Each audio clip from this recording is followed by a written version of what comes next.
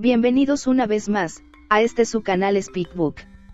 Esta semana continuaremos con un audiolibro nuevo.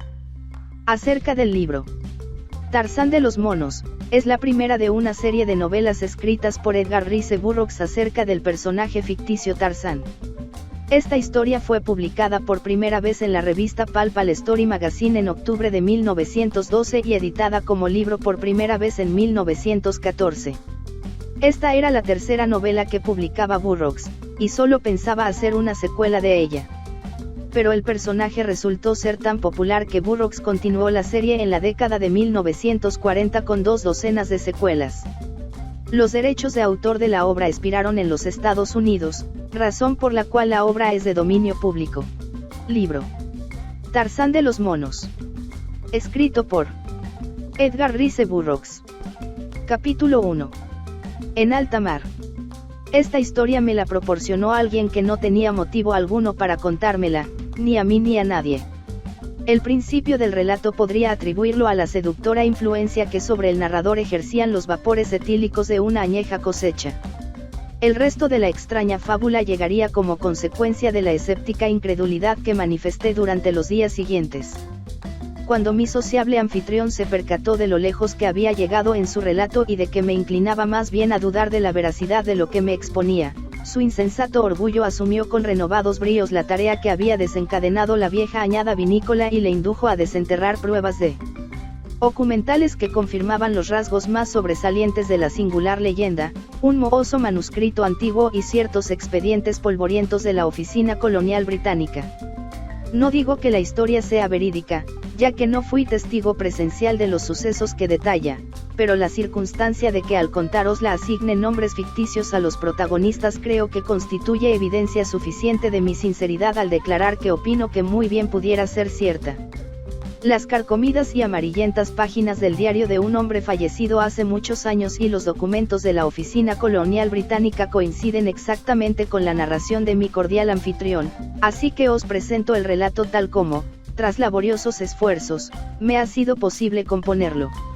A base de encajar las diversas fuentes de que dispuse. Y si la crónica no os parece digna de crédito, al menos convendréis conmigo en que es única, extraordinaria e interesante. A través de los expedientes de los archivos de la Oficina Colonial y de los datos facilitados por el diario del difunto, nos enteramos de que a cierto joven aristócrata inglés, al que llamaremos Lord Greystoke, John Clayton, se le encomendó la particularmente delicada tarea de investigar la situación de una colonia británica situada en la costa occidental de África, entre cuya ingenua población indígena, según determinados informes, otra potencia europea se dedicaba a reclutar soldados para su propio ejército colonial, tropas que solo utilizaba para recolectar a la fuerza el caucho y el marfil de las tribus que vivían a orillas de los ríos Congo y Arubimi. Los nativos de la colonia británica se quejaban de que a muchos de sus jóvenes se los llevaban encandilados con promesas deslumbrantes, pero que muy pocos volvían después junto a su familia, si es que volvía alguno.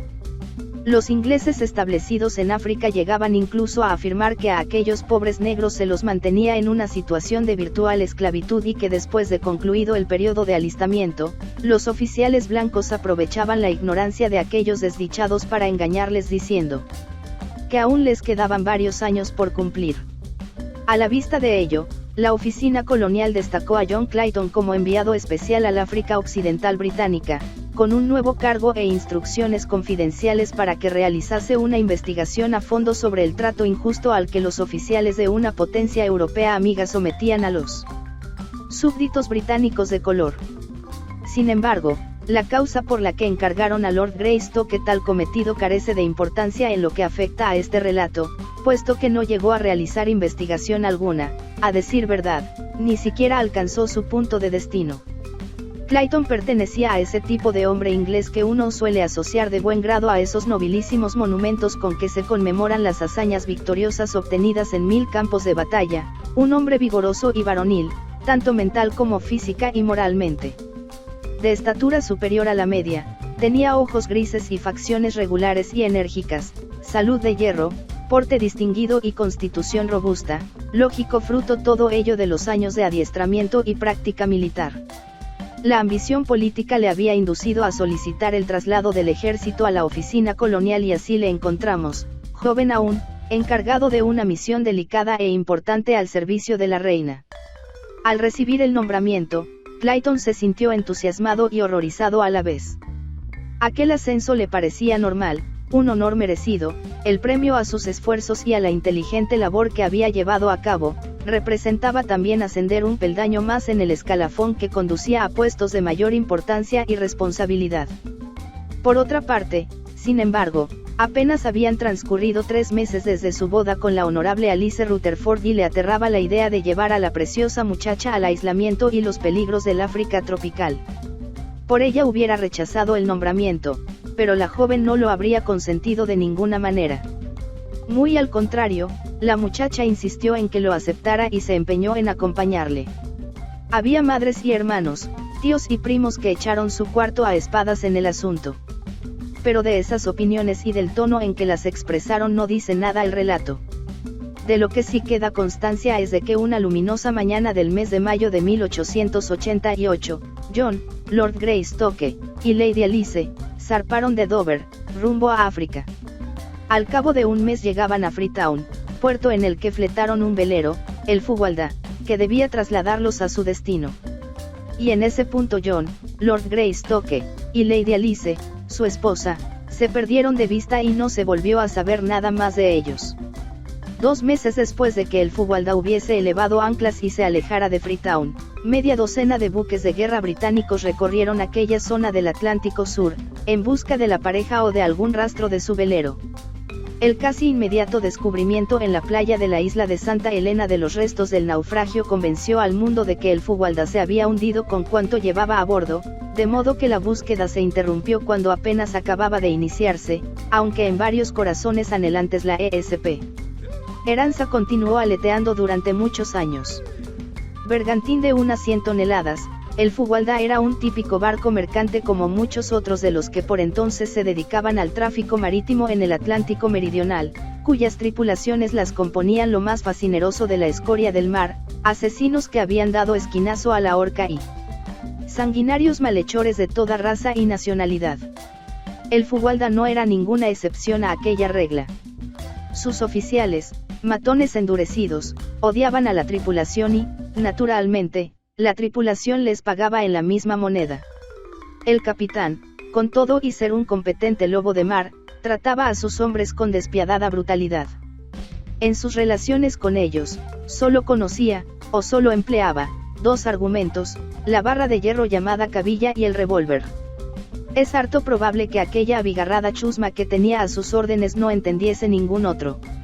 Así que, desde el día siguiente al de la partida de Freetown, John Clayton y su joven esposa presenciaron en la cubierta del Fuwalda escenas que jamás hubieran creído posible que se desarrollaran en otro lugar que no fuesen las cubiertas ilustradas de las novelas de piratas. En la mañana del segundo día se forjó el primer eslabón de la que iba a ser una cadena de circunstancias que se remataría con el nacimiento de una criatura de vida sin parangón en la historia de la humanidad. 2 marineros fregaban la cubierta del Fuwalda. El primer piloto estaba de guardia y el capitán hizo un alto en su camino para hablar con John Clayton y Lady Alice. Los marineros trabajaban retrocediendo de espaldas hacia el pequeño grupo, que se encontraba de cara hacia el lado opuesto por el que se acercaban los tripulantes. Estos siguieron aproximándose hasta que uno de ellos quedó inmediatamente detrás del capitán. Unos segundos más y habría pasado de largo, con lo que este insólito relato tal vez no se hubiera escrito jamás. Pero en aquel preciso instante, el capitán dio media vuelta para separarse de Lord y Lady Greystoke y, al hacerlo, tropezó con el marinero, cayó de bruces sobre la cubierta, volcó el cubo de fregar y el agua sucia que contenía este le dejó como una sopa. La ridiculez de la escena duró segundos, muy pocos segundos. Porque, casi automáticamente, al tiempo que despedía una andanada de espantosos reniegos y la iracunda mortificación soliviantaban su rostro tiñéndolo de escarlata, el capitán se puso en pie y propinó al marinero un golpe terrible que lanzó al hombre contra la cubierta. Era un individuo menudo y entrado en años, lo que acentuó la brutalidad del acto. El otro marinero, sin embargo, no era viejo ni pequeño, sino un tipo gigantesco y robusto como un oso, de fiero bigote negro y grueso cuello de toro asentado firmemente entre los hombros macizos. Al ver caer a su compañero, encogió el cuerpo para tomar impulso y, a la vez que emitía un sordo gruñido, se precipitó sobre el capitán y con un solo pero demoledor derechazo le hizo doblar la rodilla. El rostro del capitán pasó del rojo al blanco, porque aquello era sedición, un motín que no era el primero al que se enfrentaba en su desalmada carrera profesional. Estaba acostumbrado a dominarlos. Sin incorporarse, tiró fulminantemente de revólver y disparó a quemarropa contra la formidable montaña de músculos erguida ante él. Sin embargo, con todo lo rápido que fue en sus movimientos, John Clayton casi le superó en celeridad, por lo que la bala cuyo objetivo era el corazón del marinero se vio desviada en su trayectoria y se alojó en la pierna del hombre, ya que Lord Greystoke se había apresurado a golpear el brazo del capitán, en cuanto vio centellear el arma a la luz del sol. Hubo un intercambio de palabras entre Clayton y el capitán, durante el cual Lord Greystoke dejó bien claro el disgusto que le producía la brutalidad con que se trataba a la tripulación y manifestó que no estaba dispuesto a consentir que se produjeran más escenas como aquella en tanto Lady Greystoke y él estuviesen a bordo como pasajeros. El capitán estuvo en un tris de replicar airadamente, pero lo pensó mejor, dio media vuelta bruscamente y, fruncido el ceño y tenebrosa de rabia la expresión, se alejó hacia popa. No le seducía lo más mínimo ponerse a malas con un funcionario inglés, porque el poderoso brazo de la reina enarbolaba un instrumento punitivo cuya eficacia él sabía apreciar y, en consecuencia, respetaba, la marina británica, cuyo alcance era infinito. Los dos marineros empezaron a recobrarse y el viejo ayudó a ponerse en pie a su compañero herido. El gigantón, conocido entre sus camaradas por el nombre de Michael el Negro, probó cautelosamente a apoyar la pierna tiroteada y, tras cerciorarse de que aguantaba el peso del cuerpo, miró a Clayton y le dio las gracias con un áspero gruñido. Aunque el tono del hombre fue desabrido, su reconocimiento no dejaba de ser evidente. Apenas había terminado de pronunciar sus bienintencionadas palabras de gratitud, giró sobre sus talones y echó a andar cojeando hacia el castillo de proa, con el manifiesto propósito de evitar todo posible diálogo ulterior. No volvieron a verle en varios días, como tampoco les concedió el capitán el honor de departir con ellos, les dirigía la palabra solo cuando era imprescindible y siempre a base de gruñidos hoscos. Continuaron comiendo en la cámara de oficiales, tal como solían hacer antes del infortunado lance.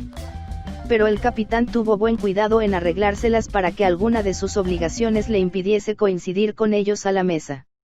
Los demás oficiales eran individuos toscos e incultos, de nivel humano solo ligeramente superior al de la canallesca tripulación que tenían a sus órdenes, y se esforzaban al máximo para eludir todo trato social con el refinado aristócrata inglés y su elegante esposa, de forma que los Clayton se van la mayor parte del tiempo solos, sin que nadie alterase su tranquilidad. Lo cual se ajustaba perfectamente a sus deseos, aunque también los excluyó de la vida cotidiana del buque y, al dejarlos un tanto aislados, les impidió estar en contacto con los sucesos que culminarían en sangrienta tragedia. Saturaba la atmósfera de la embarcación ese algo indefinible que augura el desastre. Exteriormente, que los Clayton supieran, a bordo del pequeño velero todo marchaba como siempre. Pero, aunque no se lo confesaran el uno al otro, ambos presentían que una corriente invisible impulsaba a todos hacia un peligro desconocido. 2 jornadas después del incidente en el que Michael el Negro acabó herido, Clayton salió a cubierta en el preciso instante en que 4 miembros de la tripulación bajaban el cuerpo inerte de un compañero, mientras el primer oficial, que empuñaba una gruesa cabilla, contemplaba con expresión feroz al grupo de hoscos marineros. Clayton no formuló pregunta alguna, no hacía falta, y al día siguiente, cuando en el horizonte se recortó y fue aumentando de tamaño la silueta de un buque de guerra británico, se sintió medio decidido a solicitar que los subieran a bordo del mismo, a Lady Alice y a él, ya que cada vez cobraban más fuerza los temores de que, si continuaban en aquel siniestro Fugualda, solo podría ocurrirles alguna desgracia. Hacia el mediodía, los buques estaban tan cerca uno de otro que se podía hablar con el barco de guerra británico, pero cuando Clayton casi había decidido pedir al capitán que los trasladase a bordo, comprendió súbitamente lo ridículo de semejante solicitud. ¿Qué razones podía ofrecer al oficial que estuviese al mando de la nave de su majestad para justificar el deseo de volver hacia el punto de donde procedía? En el caso de que declarase que el motivo consistía en el trato violento que los oficiales aplicaron a 2 marineros rebeldes, los del buque de guerra se reinan para sus adentros y atribuirían el deseo de abandonar el Fugualda a un solo motivo: cobardía. John Clayton, Lord Greystoke, no solicitó que le permitieran trasladarse al buque de guerra británico. Bastante después del mediodía contempló cómo iban perdiéndose tras la lejana línea del horizonte los palos de aquel barco. Antes de eso, sin embargo, se enteró de algo que confirmaba sus más negros temores y que le impulsó a maldecir el falso orgullo que pocas horas antes le había impedido procurar seguridad a su joven esposa, cuando tal seguridad estaba a su alcance. Una seguridad que había desaparecido ya para siempre.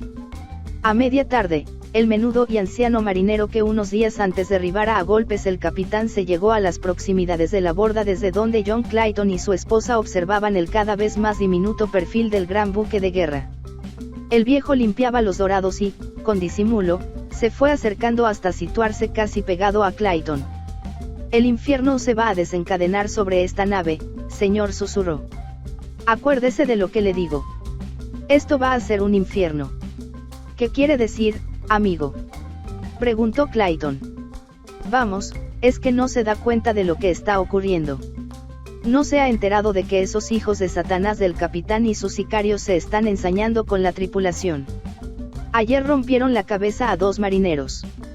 Hoy han sido 3. Michael el Negro ya se ha recuperado casi del todo y no es hombre que aguante esta situación. Fíjese en lo que le digo, señor. Insinúa, amigo, que la tripulación proyecta amotinarse», inquirió Clayton. «¿Amotinarse?», exclamó el viejo marino. «Amotinarse. En lo que piensan es en asesinar, señor, no olvide lo que le digo, señor. ¿Cuándo? Está al caer, señor, la rebelión va a producirse de un momento a otro, pero no sé exactamente cuándo. He hablado ya más de la cuenta, pero usted se portó bien con nosotros el otro día y pensé que debía avisarle. Le aconsejo, sin embargo, que mantenga el pico cerrado y que, en cuanto oiga disparos, baje a su camarote y se quede allí. Eso es todo, limítese a mantener la lengua quieta, si no quiere recibir un balazo, y tenga presente lo que le he dicho, señor». El viejo marinero continuó sacando brillo a los metales, tarea que le apartó del lugar donde se encontraban los Clayton. «Vaya panorama que se nos presenta», Alice comentó Lord Greystoke. «Debes ir inmediatamente a avisar al capitán, John. Puede que aún estemos a tiempo de evitar la revuelta». «Supongo que, en efecto, debería hacerlo, pero por motivos puramente egoístas casi me inclino a mantener el pico cerrado. Hagan lo que hagan los miembros de la tripulación, estoy seguro de que no se meterán con nosotros, en agradecimiento por mi postura a favor de Michael el Negro. Pero si descubren que los he traicionado, no tendrán piedad de nosotros, Alice. Tu deber solo es uno, John, y consiste en respaldar la autoridad legítimamente constituida. Si no vas enseguida a advertir al capitán, tendrás tanta responsabilidad en lo que suceda como si hubieras contribuido intelectual y físicamente a planear y a llevar a cabo la rebelión». «No lo entiendes, cariño», replicó Clayton. «En quien pienso es en ti, ahí reside mi deber primordial. Esta situación la ha provocado el mismo capitán, así que, ¿por qué he de arriesgarme a someter a mi esposa a una serie de horrores imprevisibles en un probablemente inútil intento de evitarle a él las consecuencias de su locura bestial? Es que no te das cuenta, mi vida, de lo que ocurriría si todos esos desalmados se hicieran con el dominio del Fugualda. El deber es el deber, John, y ningún argumento engañoso lo cambiará. Mala esposa sería yo para un noble inglés si por mi culpa dejases de cumplir deberes tan palmarios. Comprendo perfectamente que sobrevendrán graves peligros, pero puedo afrontarlos junto a ti».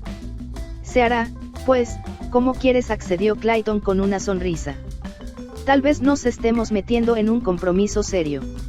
Aunque no me gusta el cariz de lo que sucede a bordo de esta nave, quizá las cosas no sean tan malas, al fin y al cabo. Es muy posible que ese viejo marinero solo haya manifestado los deseos de su perverso corazón en vez de expresar hechos reales.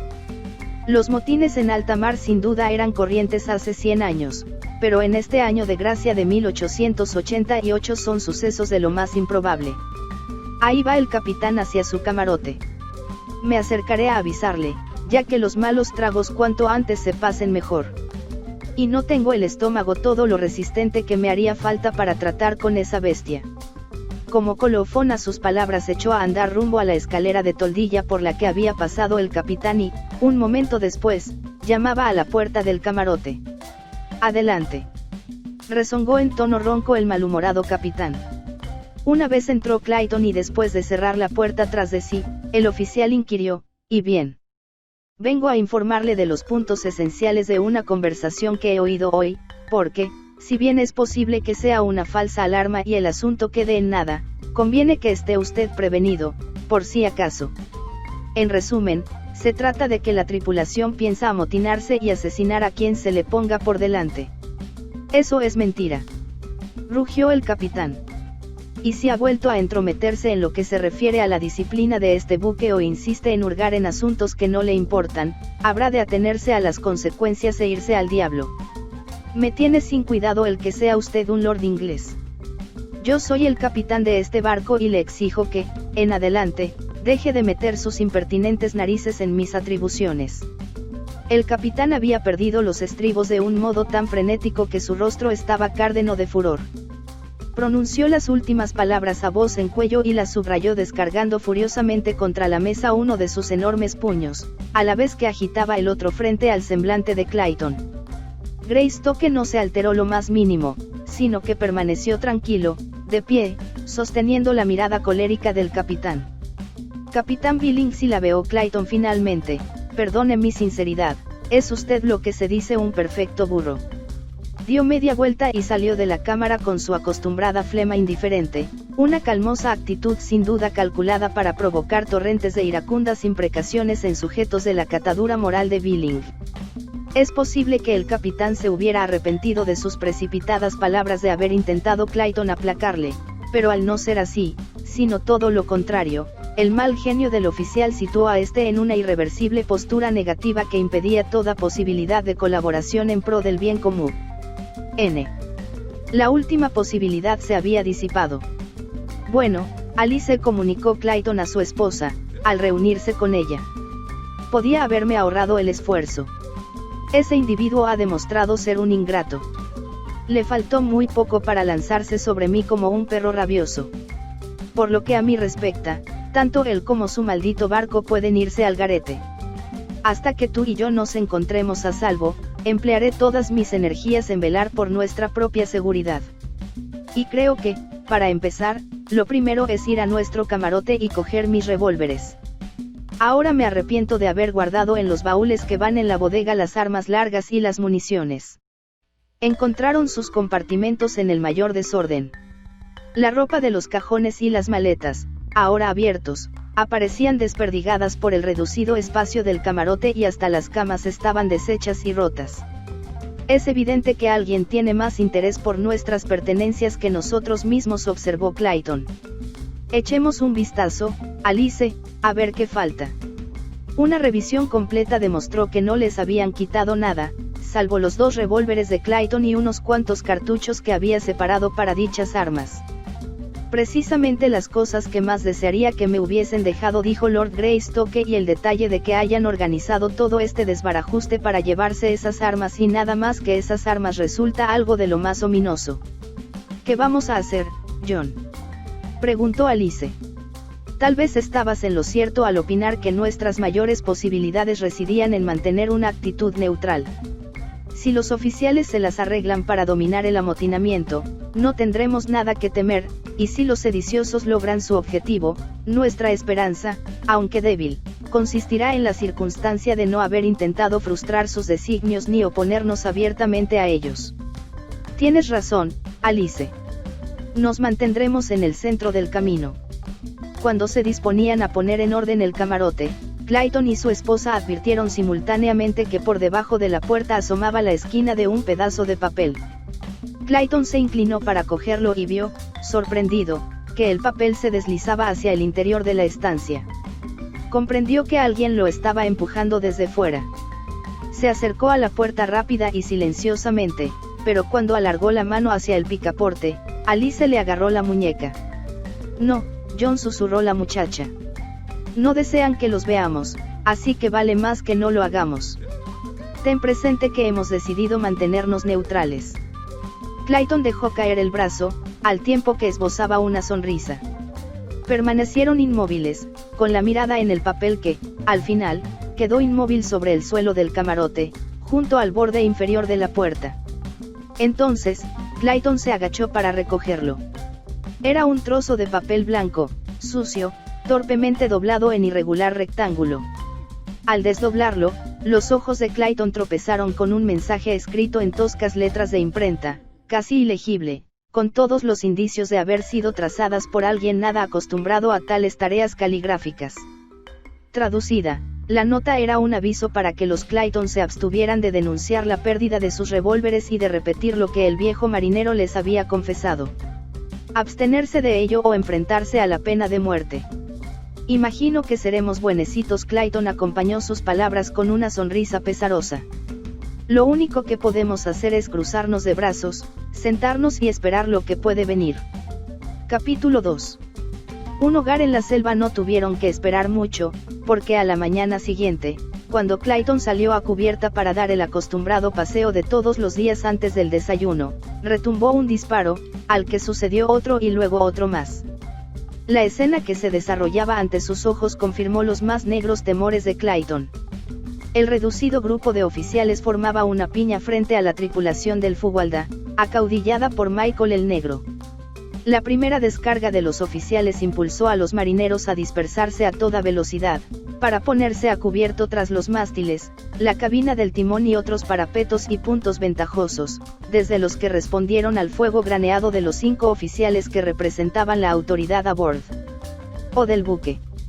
El revólver del capitán abatió a 2 marineros, cuyos cuerpos quedaron tendidos en el lugar donde cayeron, entre los combatientes. Entonces, el primer oficial se desplomó de cara y, a un grito de mando de Michael el Negro, los amotinados se lanzaron al ataque sobre los restantes 4 oficiales.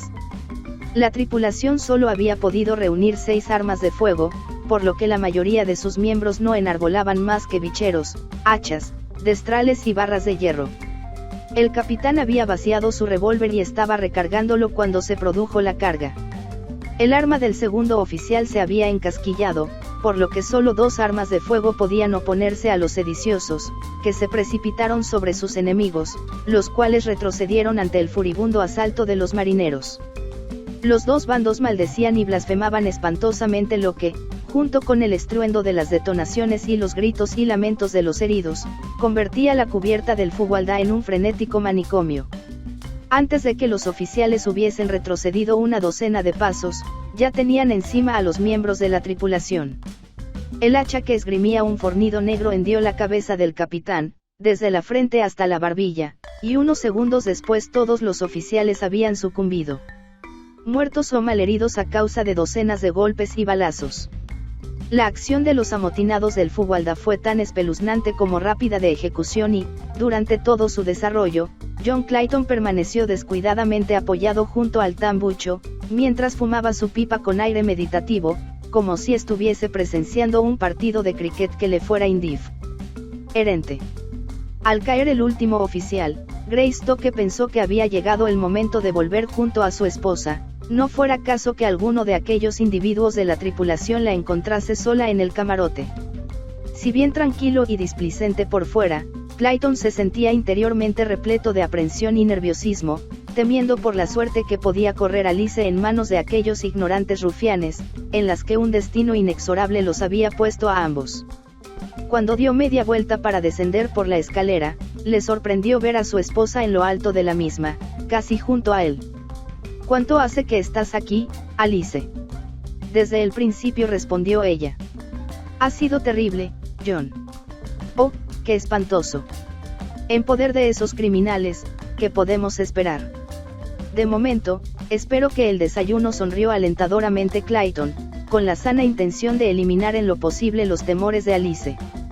Añadió, «Al menos, voy a pedir que nos lo sirvan. Ven conmigo». No hemos de permitir que piensen que esperamos de ellos otra cosa que no sea un trato amable. Por entonces, los marineros se habían arremolinado en torno a los oficiales muertos y heridos, a los que sin prioridades ni compasión procedieron a arrojar por la borda. Dispusieron de sus propios muertos y moribundos con idéntica falta absoluta de humanidad. En aquel momento, uno de los marineros observó que Clayton y su esposa se les aproximaban y gritó: «Ahí vienen otros dos dispuestos a ser pasto de los peces». Y se precipitó hacia ellos, enarbolada el hacha. Pero Michael el Negro fue incluso más rápido y el individuo recibió un impacto de bala en la espalda y se desplomó antes de haber dado media docena de zancadas. Al tiempo que emitía un impresionante rugido, para atraer la atención de los demás, Michael el Negro señaló con el dedo a Lord y Lady Greystoke y advirtió con voz tonante: «Estos son amigos míos y hay que dejarlos en paz». «Entendido». Se dirigió a Clayton. «Ahora soy yo el capitán de este buque», dijo. «No se metan en nada y nadie les causará daño alguno». Miró a sus hombres con gesto amenazador. Los Clayton siguieron las instrucciones de Michael el Negro tan al pie de la letra que en los días inmediatos apenas vieron a la tripulación ni tuvieron la menor noticia de los planes que trazaban. A sus oídos llegaban de vez en cuando ecos de las reyertas y peleas que se producían entre los sediciosos y, en 2 ocasiones, el avieso ladrido de las armas de fuego resonó en el tranquilo aire. Pero Michael el Negro era el cabecilla apropiado para aquella caterva de malhechores convertidos en marineros y los mantenía sometidos bastante férreamente a su autoridad. 5 días después de la matanza de los oficiales del buque, el vigía avistó tierra. Michael el Negro ignoraba si era isla o continente, pero comunicó a Clayton que, si el examen de la misma demostraba que el lugar era habitable, se dejaría en tierra a Lord y Lady Greystoke, con todas sus pertenencias. «Durante unos meses, se encontrarán ustedes perfectamente allí», explicó, «y para entonces habremos podido llegar a alguna costa habitada y dispersarnos. Me encargaré de notificar a su gobierno la situación y localización donde se encuentran ustedes y enviarán inmediatamente un buque de guerra a recogerles. Resultaría difícil que, de desembarcarlos en un lugar civilizado, no les formulasen un sinfín de preguntas comprometedoras y, entre nosotros, nadie cree que tengan ustedes respuestas convincentes para evitarnos problemas».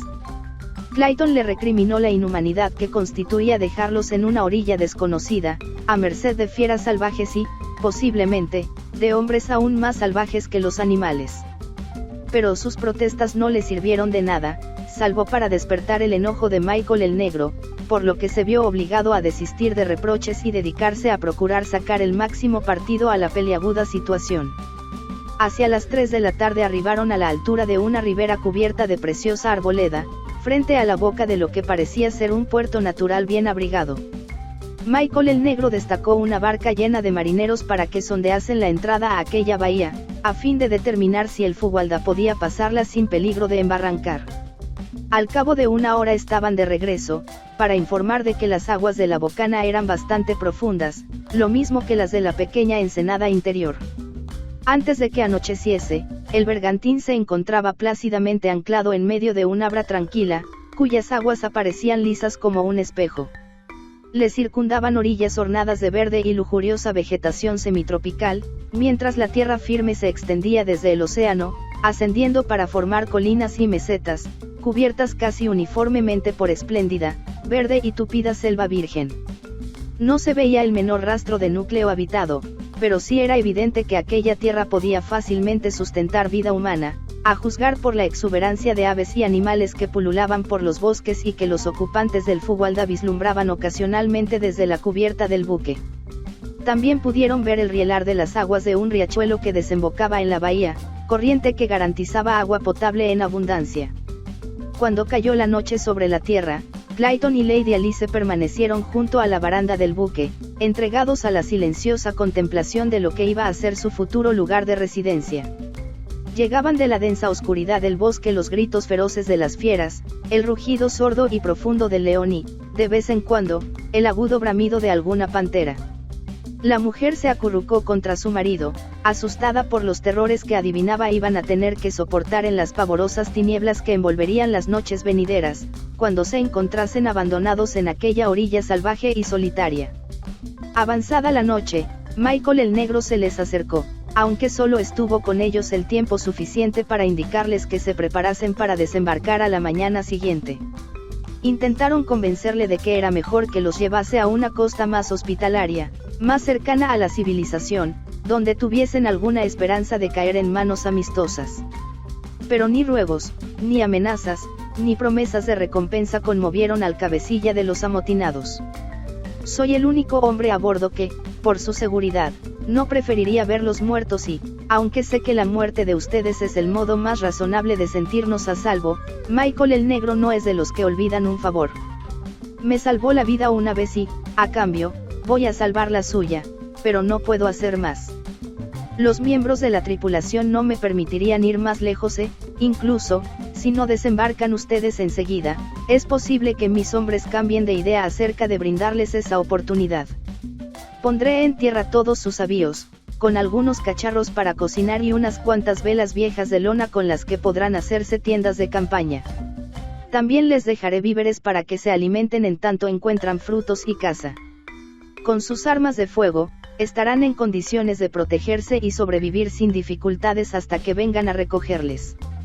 Cuando me encuentre a salvo, oculto en un lugar seguro, me las arreglaré para que el gobierno británico tenga noticias de la situación de ustedes. Por mi propia vida no podré informarles del punto exacto donde puedan estar, ya que lo ignoraré. Pero, desde luego, los encontrarán.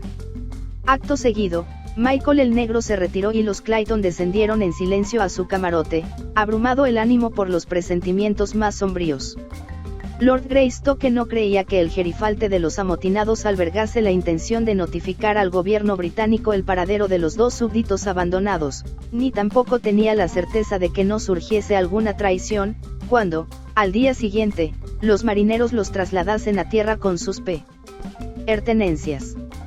Una vez fuera de la vista de Michael el Negro, cualquiera de aquellos miserables podía liquidarlos, y la conciencia del jefe quedaría libre de remordimientos. Incluso aunque lograsen escapar a ese destino, no se verían expuestos inmediatamente después a peligros aún más graves. Si estuviera él solo, podría sobrevivir años y años, ya que era fuerte y atlético.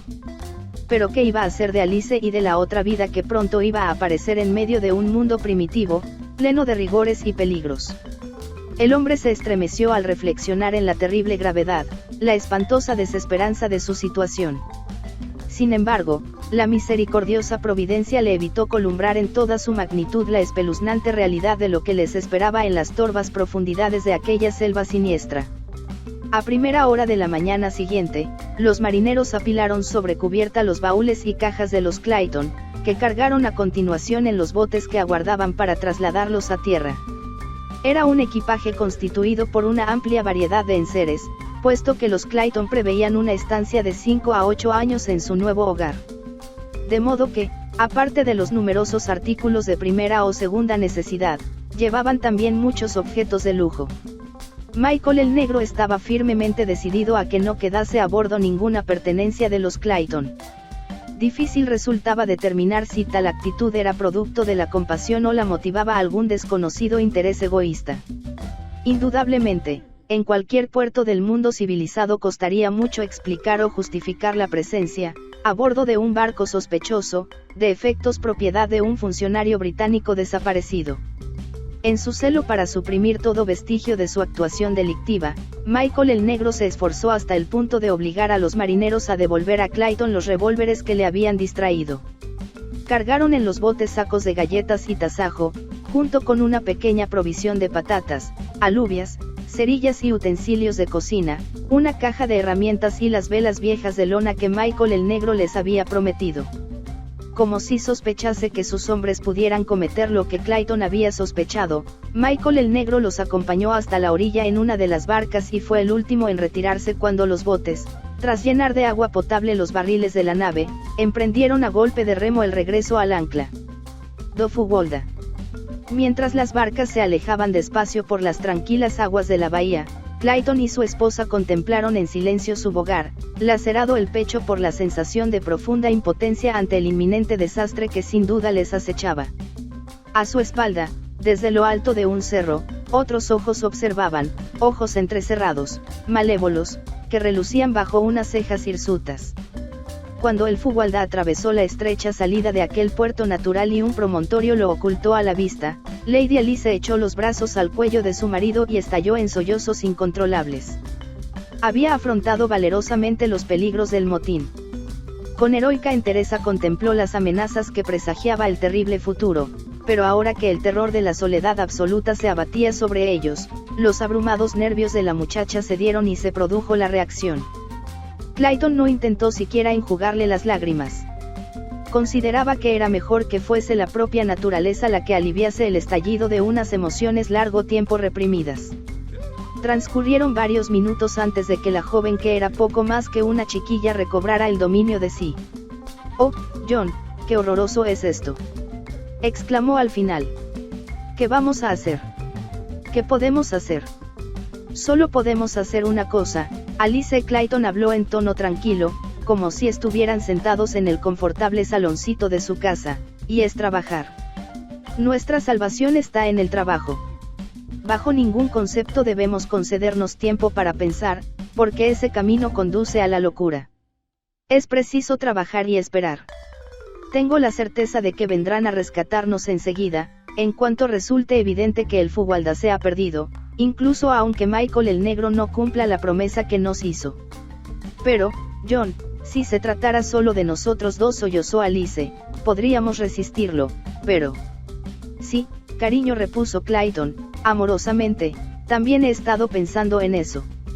Pero debemos afrontarlo, del mismo modo que hemos de plantar cara a lo que venga, sea lo que fuere, con el mejor de los ánimos y la máxima confianza en nuestra capacidad para superar todas las circunstancias, por adversas que puedan ser. Hace cientos de miles de años, en los remotos albores de la humanidad, nuestros antepasados hicieron frente a los mismos problemas que ahora se nos presentan a nosotros, y es muy posible que también en estos primitivos bosques vírgenes. El que nosotros estemos hoy aquí es la prueba de su victoria. Es que vamos a ser incapaces de hacer lo que hicieron ellos. Incluso podemos hacerlo mejor. No contamos con los superiores conocimientos que nos ha proporcionado siglos de civilización. No disponemos de los medios de protección, defensa y sostenimiento que la ciencia nos ha proporcionado.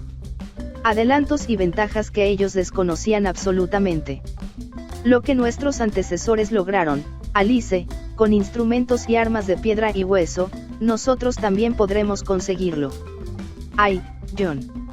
Quisiera ser hombre y ver las cosas tal como las enfoca un hombre, pero no soy más que una mujer, que mira las cosas con el corazón más que con la cabeza, y que lo que ve ahora es demasiado espantoso, demasiado inconcebible para expresarlo con palabras. Deseo con toda mi alma que tengas razón, John. Me esforzaré en lo posible para comportarme como una valerosa mujer primitiva, digna compañera del hombre primitivo. En lo primero que pensó Clayton fue en disponer un refugio para pasar la noche. Un cobijo que sirviera para protegerles de las fieras depredadoras que merodearían al acecho. Abrió la caja en que llevaba los rifles y municiones, armas que les permitirían estar convenientemente preparados frente a cualquier posible ataque que lanzaran sobre ellos mientras trabajaban. Después se dedicaron a localizar un sitio adecuado para dormir aquella primera noche. A cosa de 100 metros de la playa había una pequeña explanada, desprovista casi totalmente de árboles. Decidieron que, en su momento, construirían allí una casa estable, aunque consideraron que, provisionalmente, lo mejor era montar una pequeña plataforma entre las ramas de los árboles, fuera del alcance de las fieras salvajes de mayor tamaño en cuyo reino se encontraban. Para ello, Clayton seleccionó 4 árboles, que formaban un rectángulo de cerca de 3 metros de lado, cortó las ramas largas de otros árboles y preparó con ellas una especie de bastidor, a unos 3 metros por encima del suelo, ligando los extremos de las ramas a los troncos de los 4 árboles. Ese con parte de la cuerda tomada de la bodega del Fugualda que Michael el Negro le había proporcionado. Clayton entretejió una tupida superficie, con ramas más pequeñas, que colocó de un lado a otro del bastidor. Cubrió el piso de esa plataforma con hojas de begonia de las llamadas orejas de elefante, por su forma y tamaño, de las que abundaban profusamente por allí. Tendió encima de ellas la lona de una enorme vela, plegada en varios dobleces. A unos 3 metros por encima del piso construyó otra plataforma, aunque algo más ligera, para que sirviese de techo, y colgando por los bordes de la misma, a guisa de paredes, suspendió el resto de las velas de barco. El resultado final de su tarea fue un nido pequeño y bastante acogedor, al que Clayton trasladó las mantas y parte del equipaje más ligero. La tarde estaba muy avanzada y Clayton dedicó las horas restantes de claridad diurna a construir una escalera de mano por la que Lady Alice pudiera subir a su nuevo hogar. Durante todo el día, la selva circundante fue un continuo hervidero de excitadas aves de brillante plumaje y de agitados monos que no cesaron de ir de un lado a otro, bailoteando y parloteando sin cesar, mientras no quitaban ojo a los recién llegados y a sus maravillosas operaciones de construcción de un refugio aéreo, trabajo que los pequeños simios observaban con sumo interés y asombrada fascinación. Clayton y su esposa no dejaron de mantenerse vigilantes, pero por mucho que forzaron la mirada no vieron animales de grandes proporciones, aunque en un par de ocasiones observaron que los pequeños simios del lugar llegaron chillando y chachareando desde un cerro próximo, hacia el que lanzaban ojeada. Ese de terror por encima del hombro, como si huyeran de algo terrible que se ocultara al otro lado del montecillo. Clayton dio por concluida su escala poco antes del crepúsculo y, tras llenar un recipiente de agua en el arroyo cercano, su esposa y él subieron a la relativa seguridad de su aposento suspendido en el aire. Como hacía bastante calor, Clayton puso las cortinas laterales sobre el tejado de lona y cuando estaban sentados, a la turca, encima de las mantas, Lady Alice aguzó la vista, fija en la oscuridad de la selva, alargó repentinamente la mano y aferró los brazos de Clayton. «Mira, John», musitó. «No es un hombre eso que hay ahí». Al volver la cabeza para mirar en la dirección que indicaba su esposa, Lord Greystoke vio recortada borrosamente sobre la oscuridad del fondo una gigantesca figura erguida en lo alto del cerro. Durante unos segundos la figura permaneció inmóvil, como si estuviera escuchando y luego dio media vuelta, muy despacio, para acabar fundiéndose entre las sombras del bosque. «¿Qué era eso, John?» «No lo sé», Alice respondió Clayton en tono grave. «Está demasiado oscuro para distinguir las cosas a tanta distancia y es posible que solo se tratara de una sombra proyectada por la luna». «No, John, si no era un hombre, era un remedo caricaturesco, inmenso y ridículo de un hombre». «Tengo miedo, John». Clayton la abrazó y le susurró al oído palabras de ánimo y cariño. Poco después, bajó las cortinas de lona y las ató sólidamente a los árboles. Con la salvedad de una pequeña hendidura, cara a la playa, quedaron aislados, cerrados por completo. Como la negrura de la noche envolvía en densas tinieblas el interior de aquel refugio aéreo, se tendieron sobre las mantas para intentar conseguir, a través del sueño, una breve tregua de olvido. Clayton se echó delante de la abertura frontal, con un rifle y un par de revólveres a mano. Apenas había cerrado los párpados cuando a su espalda, en la espesura de la selva, resonó el estremecedor rugido de una pantera. Se fue repitiendo, cada vez más cerca, hasta que pudieron oír a la enorme fiera justo debajo de donde se hallaban. Durante más de una hora, a los oídos de Lord y Lady Greystoke no dejó de llegar el rumor de la respiración de la pantera y el rasguear de las uñas de la fiera contra los troncos de los árboles que sostenían la plataforma. Por fin, la pantera decidió alejarse a través de la playa, donde Clayton la vio claramente a la luz de la luna, una bestia hermosa y colosal, la mayor que John Clayton había contemplado jamás.